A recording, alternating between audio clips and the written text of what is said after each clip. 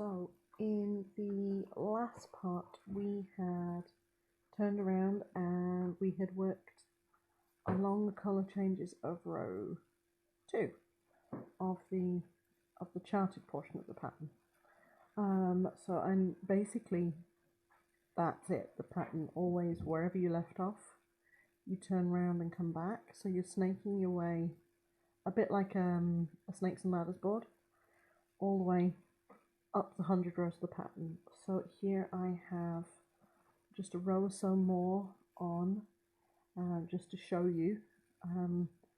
What's really starting to happen there is you can see here we have the blocky front foot that's here in the pattern, and we have the back foot with the slight curve where the elephant is sitting. And from here on out, that's going to become more and more and more clear. We talked before about how, being a two-sided fabric, you have one thing going on, and then on the back you have exactly the same thing but in reverse. So we have the elephant's blocky leg, and here in the other colour, and his back leg on the right side is over here on the wrong side. And since you have both charts in the full pattern, page 5 is the left-handed front pattern, which is also the right-handed knitted back pattern. So if you wanted to, you can go ahead and compare that to that pattern if you wanted to.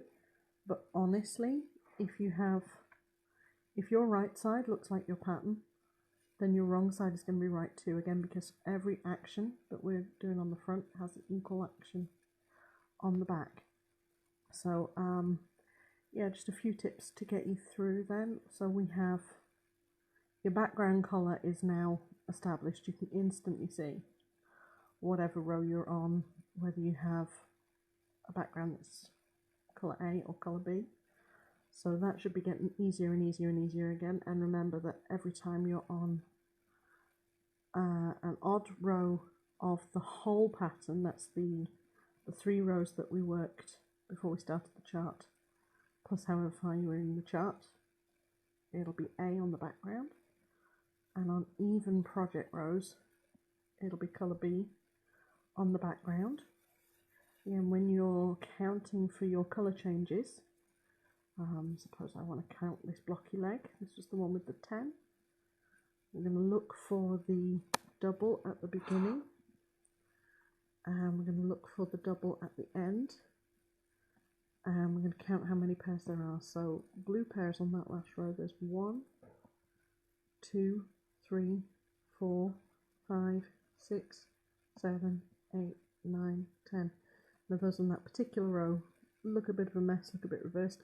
That's because I just did the toenails. So those will become clear on the next row.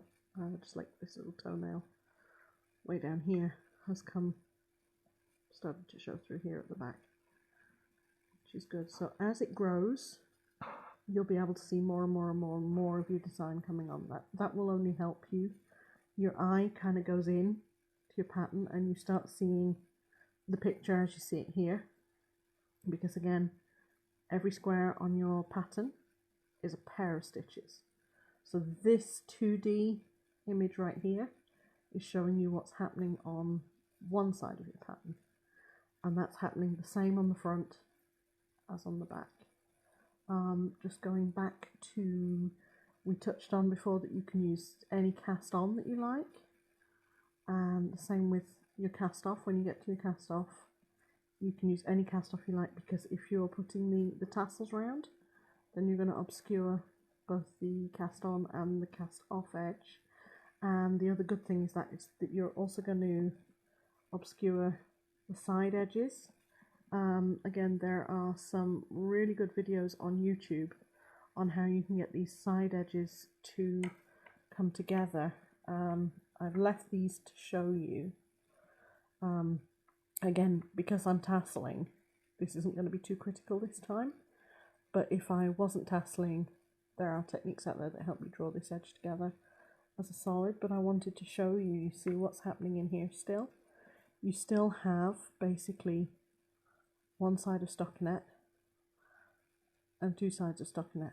So you've got the two fabrics that are growing alongside each other, but that moving action, that moving the two threads to the front before you purl and taking them back, is making sure, I don't know if you can actually see this in here, it's carrying your working yarns all the way along the centre of your work, and that's what's giving you this nice bulk as well, that's going to up the tog rating of your blanket. Basically the holes, you've not just got one layer of holes trapping out, you have two, so you're getting that lovely soft quilted feeling that you should by now be able to feel a bit in your project. It's a bit squidgy, a bit lovely, and so that is that, and I'm really looking forward to seeing your blanket. If you do go ahead and finish the blanket, do show me on Ravelry. You have my